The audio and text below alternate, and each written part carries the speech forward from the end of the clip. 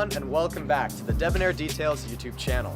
I'm your host, Alexander Chappelle, and today we are back at the Wax Factory for a more in-depth look, a tour of the building, and getting to know the team with a quick Q&A sesh. So, without further ado, let's head inside and get this thing started. Alright, once we step inside the lobby, you're presented with the almighty counter. This is where you tell the crew what you want to get waxed, and it's where you pay when it's all done. Over here we have some seating, but don't worry, the wait is never really that long. I think the most I've spent in here is 10 minutes. They're super fast in and out. Don't worry about having to spend a lot of time. Additionally, on this back wall, there's a lot of products that you can buy if you are so inclined. Back in this hallway over here is where the actual waxing rooms are. So let's go take a look at one of those.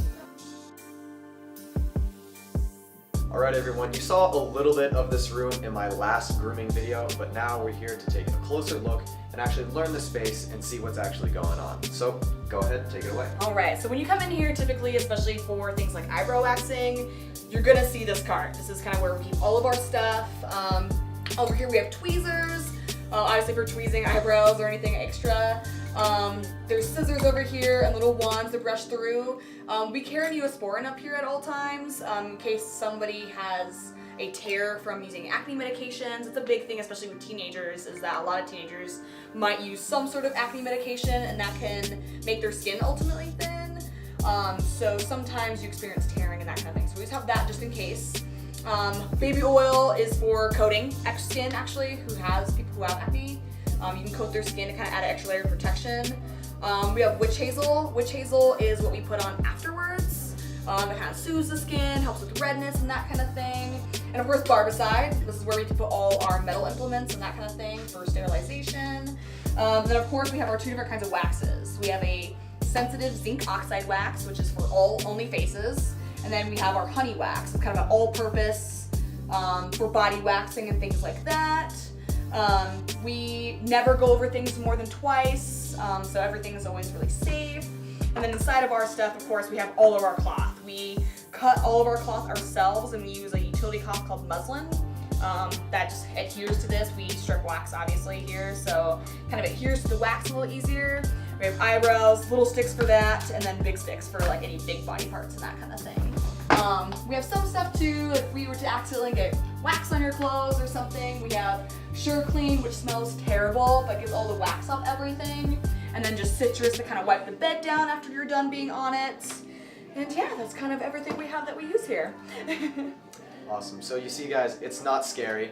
They know exactly what they're doing, very knowledgeable about the process, so you are in good hands if you do decide to get waxed. One other point that I wanted to make, it's something that's probably a concern of a lot of teenagers, and it's something that I've experienced before, is tearing, because we use a lot of skin medications, and that can kind of alter the composition of your skin and make it a little bit weaker. So I did have one time where I was using a heavy usage of what's called Epiduo. I was using it 5 to 7 days a week, and that was kind of a bit too much for my skin. So one time I did get tiny little tears on my eyelids, but it wasn't super painful and it went away really quickly. So some other information about skin medication here would be good to know. So typically if you use anything for acne, I mean that means anything, whether that's over the counter or from a doctor, like he said, it can kind of compromise your skin a little bit. So what we do as an extra precaution is we use baby oil to coat your skin. And basically what that looks like, we just put a little thin layer over. What that does is it helps the wax not grab your skin as much and more just the hair, so you can experience less tearing. If you were to tear, what would happen is you form a scab over the area that was torn, and yeah, typically goes away within 5 or 6 days usually. That's when you use the Neosporin over that to help with scarring. I've never seen a scar in the 4 years I've done this, but that usually helps. Sometimes it's unavoidable. If you just start something, I'd wait at least maybe a month or so before starting waxing. And always make sure you let your waxer know that you're on anything, for acne especially. Alright everyone, now I'd like to put some names to some faces and get to know the team a little bit better and listen to some of their commentary about waxing. So for starters, introduce yourself. What's your name, what's your position? And So my name is Julie. I'm the manager here at the Wax Factory, and I've been here for about 4 years. So why did you join the Wax Factory and why did you want to become a waxing stylist? Honestly, it was a little bit random. I was doing hair before I did this. and I'm just getting really, really burnt out from doing it. And I saw that they were hiring, and people seemed to really love everybody here and how friendly everyone was. So I figured it'd probably be a good team to start, to join, be with. Did you have any experience prior to this with waxing or just hair? A little bit, like some eyebrows here and there, but definitely nothing for a body. What type of training did you have to do to join? And be so you definitely have to be licensed through the state. Either have your esthetician's license or your cosmetology license, which requires a certain amount of hours and that kind of thing. And then once you start working here, you go through anywhere from 2 to 3 months of training specifically to make sure you're doing it the right way that we like it, before you're actually taking any paying clients. So some people seem to have kind of this stigma against waxing that they think it's going to be super painful or they're just scared to do it. Yeah. What advice do you have for those people? It's definitely not half as bad as you think it's going to be. If you have any kind of piercings or you stubbed your toe before, you're going to be able to handle waxing just fine. And I think the idea of it alone, when you pluck one hair at a time, it hurts really, really bad, but it's kind of like, think of it as like sitting on a bed of nails where you sit on one, it's extremely painful. You sit on a bunch of them, it's not that bad. And we're so fast too, we get everything done so quick that you don't even realize it by the time you get there that it's already done with. And in a similar vein, specifically with men, Yeah. not a lot of men are willing to do really any hair removal, definitely. let alone waxing, Yeah. especially with eyebrows is kind of my thing that I do. So what would you say to men, and particularly teenage boys, because that's my audience, who may be thinking about waxing or who are actually turning away from waxing?